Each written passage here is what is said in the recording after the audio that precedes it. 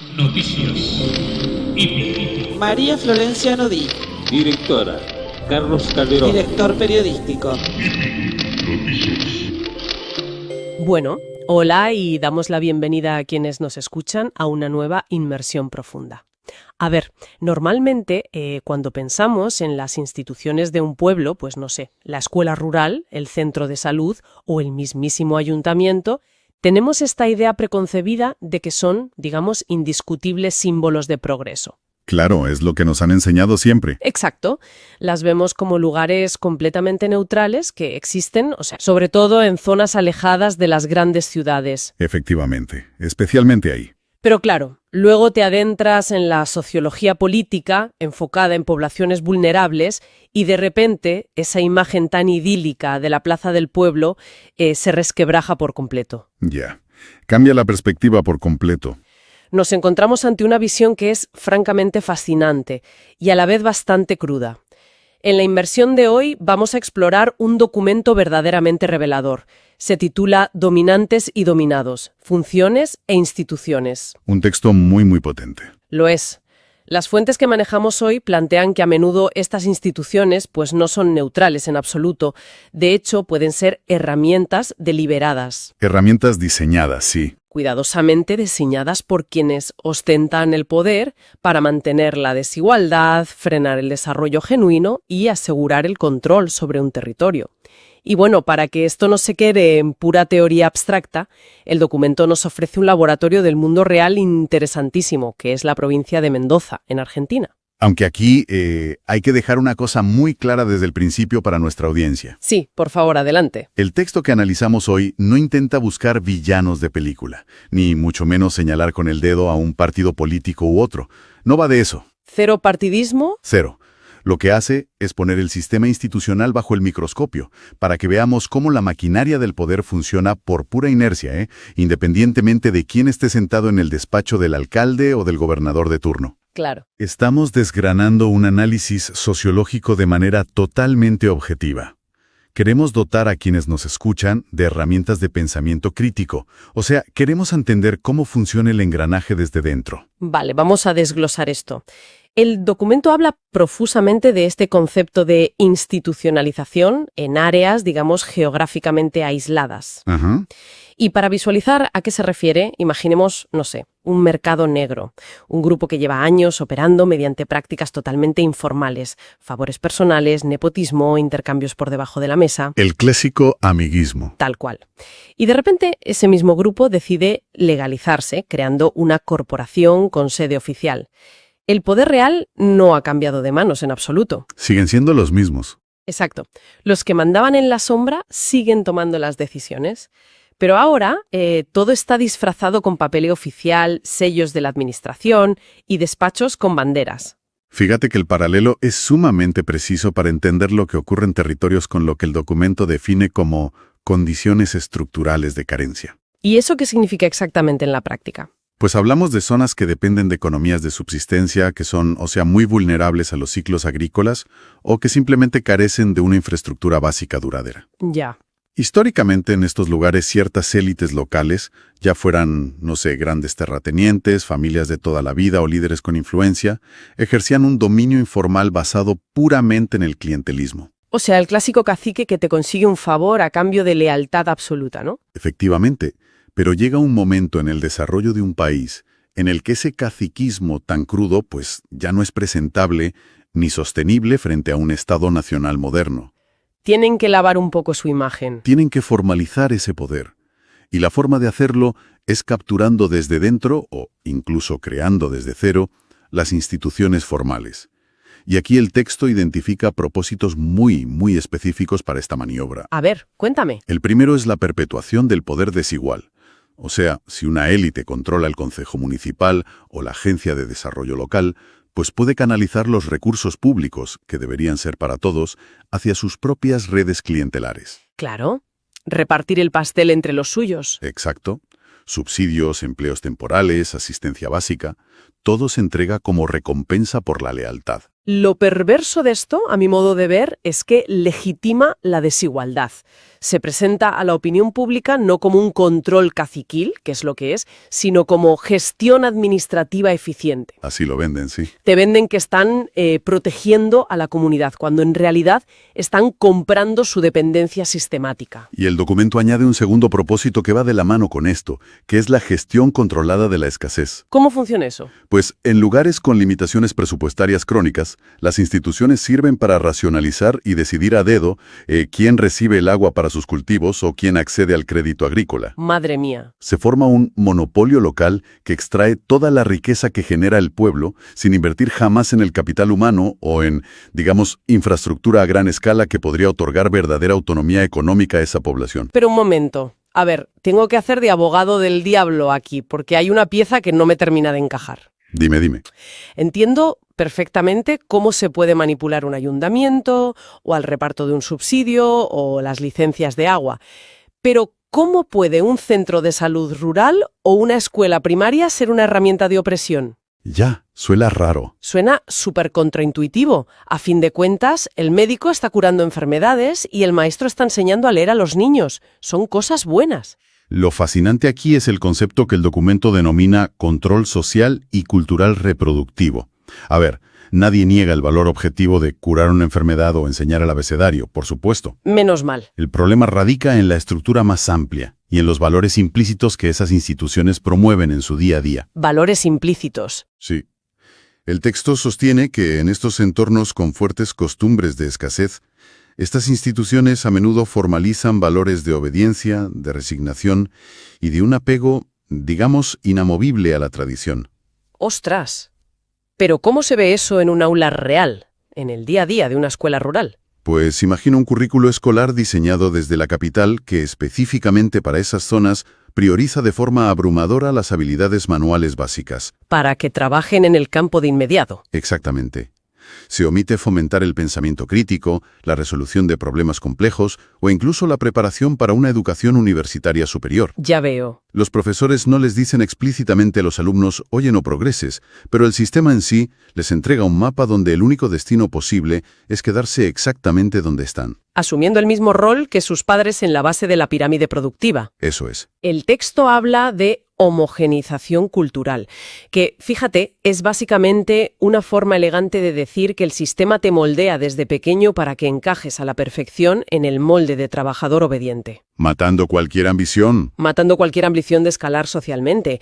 Te curan el resfriado en el centro de salud, claro, para que puedas ir a trabajar al día siguiente.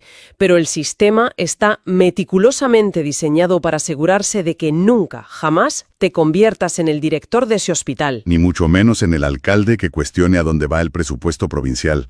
Al inculcar que la carencia es el destino natural, pues se previene desde la raíz que surjan liderazgos alternativos. Es como cortar el problema antes de que nazca. Totalmente. Se evitan demandas colectivas de redistribución económica porque las expectativas vitales de la población ya han sido, digamos, alineadas y rebajadas para garantizar que el sistema de dominación se reproduzca. ¡Qué barbaridad! Esta arquitectura social es brillante y maquiavélica a partes iguales.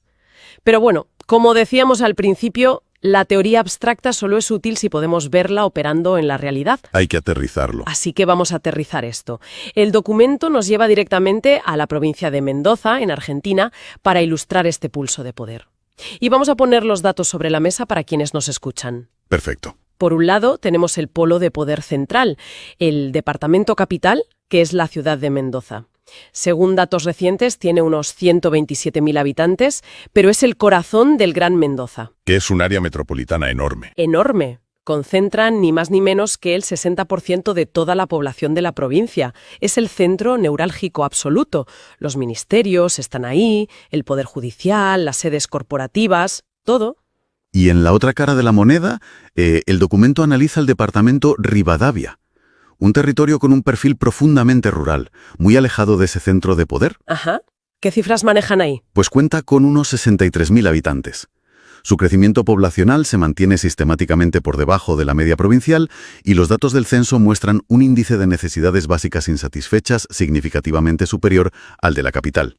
Vamos, que hay pobreza estructural. Sí, es un territorio marcado por la agrofrutihorticultura y por lo tanto enormemente dependiente del clima, de las sequías y de unos recursos hídricos que son limitados. Y aquí es donde se pone realmente interesante. Porque leyendo estos datos uno podría imaginar que Rivadavia es, no sé, un páramo estéril que necesita caridad para sobrevivir. Y para nada. Pero no es así. Producen riqueza real y tangible. Tienen viñedos que generan vino de calidad internacional, campos frutales extensos, olivares, una industria conservera potente. Generan un valor inmenso para toda la región. Un valor inmenso. Pero a pesar de toda esa riqueza que brota literalmente de su tierra, su población sigue dependiendo de manera estructural de las transferencias económicas y de las decisiones que vienen desde la capital. La ironía es brutal. Claro. Si conectamos esto con el panorama general de nuestro marco teórico inicial, vemos que encaja a la perfección. ¿Como un guante? La burocracia provincial formaliza esa dependencia de la que hablas, aplicando esos propósitos de dominación sobre el interior rural. El texto nos ofrece ejemplos muy concretos. Por ejemplo, tomemos el ámbito de la vivienda y la infraestructura, que son pilares del desarrollo de cualquier sitio. básicos, ¿sí? Pues los programas de construcción de viviendas como los del barrio Bransen en Rivadavia no son diseñados ni gestionados por el municipio de forma autónoma. Ah, no. ¿Quién los hace entonces? Son controlados y ejecutados directamente por el Instituto Provincial de Vivienda, que opera, adivina desde dónde. Desde la capital. Efectivamente. O sea, es decir, el presupuesto no se transfiere a las arcas del Ayuntamiento de Rivadavia para que sus ciudadanos democráticamente decidan dónde hace falta construir más casas. No, qué va. El dinero, el proyecto y la adjudicación llegan ya empaquetados y etiquetados desde arriba. ¡Ostras! Y la misma dinámica rige para las grandes obras viales. El proyecto de la famosa Doble Vía del Este es una infraestructura que beneficia directamente a Rivadavia para poder sacar sus productos. Sus vinos, sus frutas. Claro. Sin embargo, la decisión estratégica de hacerla, el financiamiento y por ende el inmenso capital político que genera esa obra, se decide, se gestiona y se cobra electoralmente en Mendoza capital. O sea, básicamente el mensaje implícito es: yo, desde la capital, te construyo la carretera para que saques tus uvas, pero más te vale recordar quién te otorgó ese favor cuando lleguen las elecciones. Ese es exactamente el mensaje. Y el control se extiende como una red por todos los servicios vitales. Fíjate en el Hospital Carlos F. Saporiti, que es el principal de Rivadavia. Ajá, ¿qué pasa con el hospital? No responde al gobierno local. Opera bajo la estricta órbita del Ministerio de Salud Provincial. Y lo mismo ocurre con las escuelas o los programas de desarrollo rural. Lo controlan todo. Todo. La élite provincial asume el rol de intermediario imprescindible frente al Estado Nacional argentino. Van a Buenos Aires, consiguen fondos federales en nombre del desarrollo del interior, pero al regresar, ¿Filtran el dinero? filtran y distribuyen esos beneficios a través de sus propias redes clientelares en el territorio, puenteando por completo a las autoridades locales. Lo cual genera un círculo vicioso perfecto para la capital.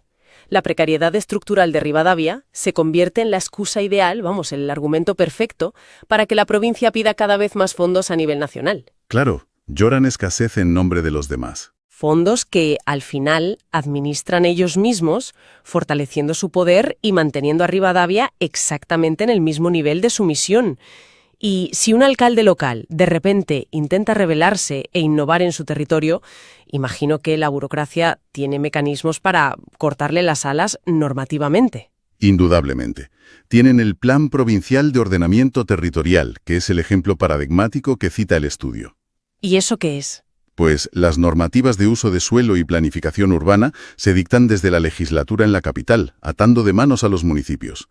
Rivadavia tiene que encorsetar su propio plan de desarrollo urbano a lo que dicta la provincia. ¡Qué asfixia! Se evita así cualquier desviación estratégica que pudiera desafiar el status quo económico.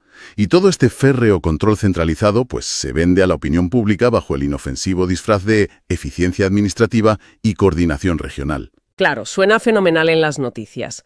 A ver, llegados a este punto del análisis, el panorama es bastante desolador.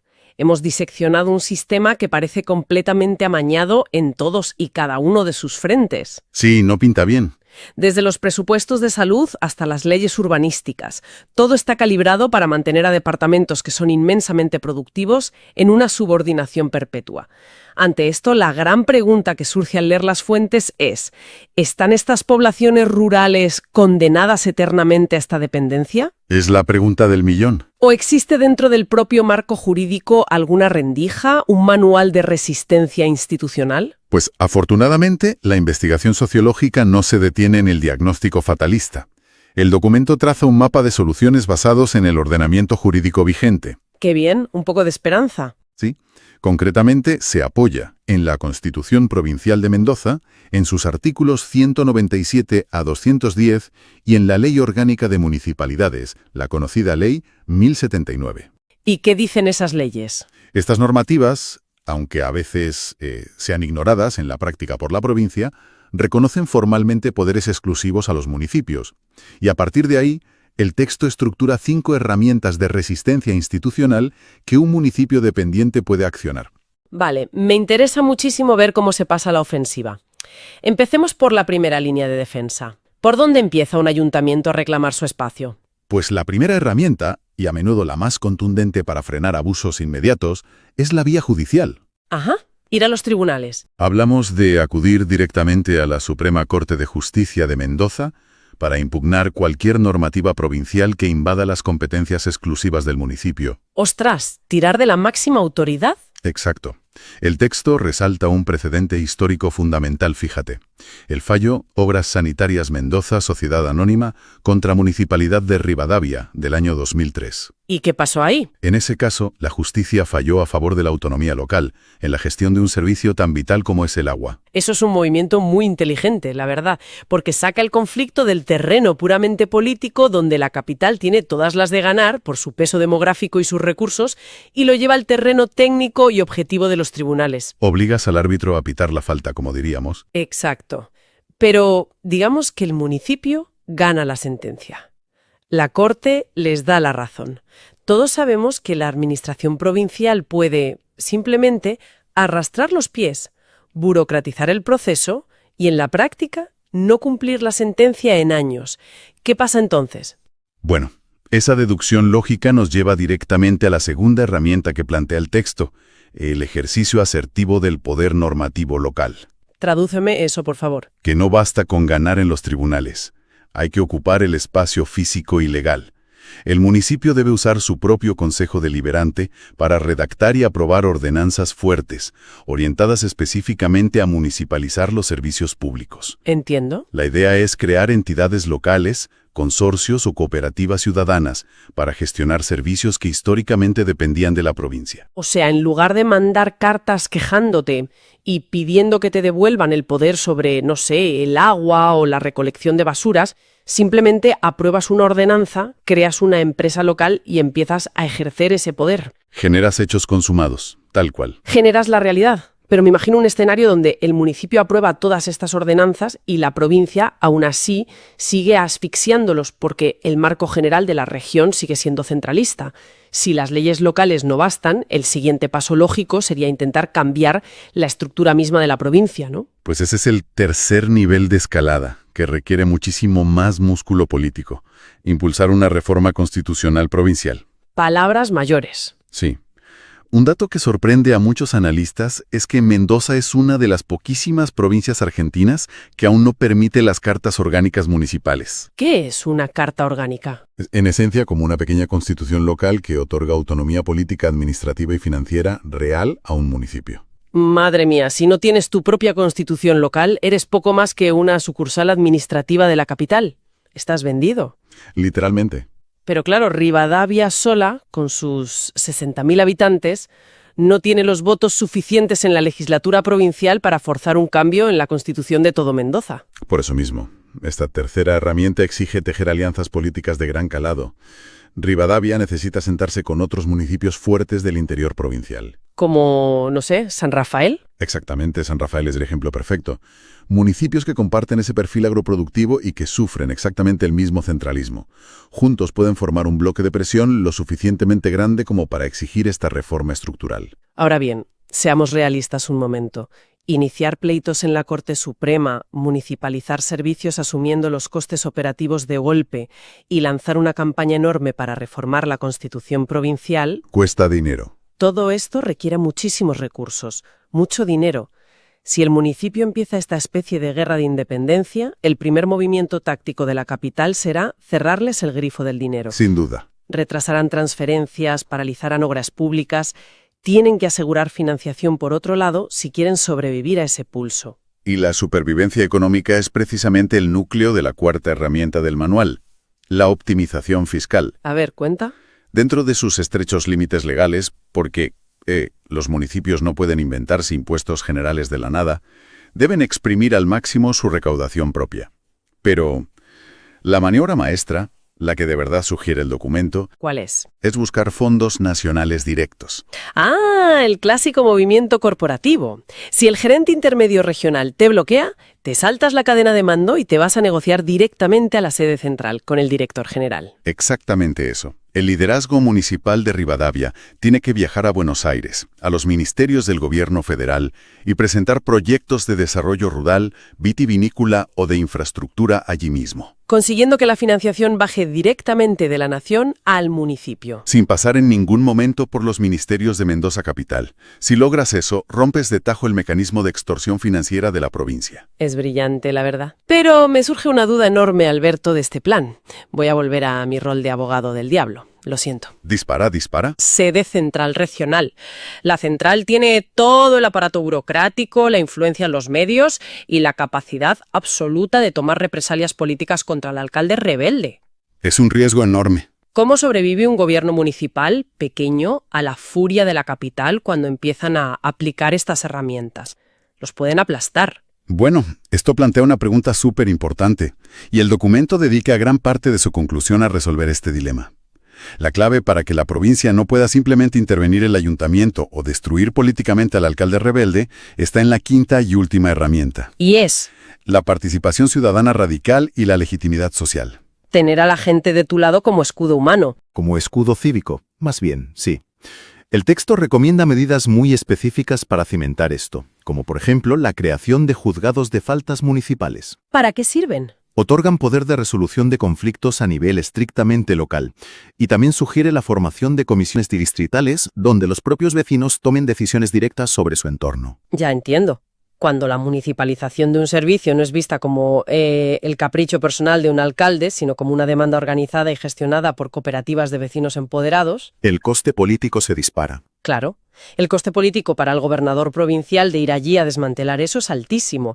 Nadie quiere salir en las noticias cerrando por la fuerza un proyecto impulsado por toda una comunidad unida. Es que es un suicidio político para la capital. Y entonces, a ver, ¿qué significa todo esto al final para quienes nos escuchan? Desgranar este documento de sociología política no es simplemente, digamos, un ejercicio académico sobre la provincia de Mendoza o las uvas de Rivadavia. Para nada, va mucho más allá. Es adquirir unas gafas nuevas para observar de manera crítica la realidad que nos rodea todos los días. Si aplicamos este marco analítico a lo que leemos mañana en el periódico local sobre, no sé, las disputas presupuestarias de nuestra propia región. O cuando vemos cómo se toman las decisiones en nuestro propio ayuntamiento. Exacto, la perspectiva cambia radicalmente. Nos enseña que la burocracia nunca, jamás es inofensiva o puramente técnica. Detrás de cada competencia que se dé o se retiene, detrás de cada oficina que se abre o se cierra en un pueblo, pues hay un pulso tenso y constante por el poder real. Y este análisis reafirma de manera contundente el inmenso valor que tiene ejercitar el pensamiento crítico frente a ese tsunami de información institucional que recibimos a diario. Es que es constante. Constantemente se nos bombardea con inauguraciones, firmas de convenios, planes estratégicos, anuncios de obras, y siempre se nos presentan invariablemente como hitos asépticos del desarrollo. Cortando la cinta roja. Eso es. Pero las herramientas que hemos visto hoy nos exigen dar un paso atrás y preguntar, a ver, ¿quién controla realmente el grifo de este nuevo recurso? Esa es la clave. ¿Este nuevo plan gubernamental genera verdadera autonomía a largo plazo para esta población? ¿O simplemente está sofisticando y profundizando su dependencia?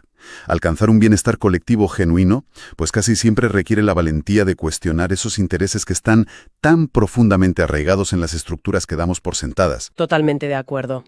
Las fuentes que hemos analizado hoy nos muestran con una claridad asombrosa cómo las élites han controlado históricamente recursos tangibles y físicos, ya sea pues el agua de riego, la construcción de un barrio de viviendas o el trazado de una carretera, para mantener su hegemonía en territorios que son productivos pero vulnerables.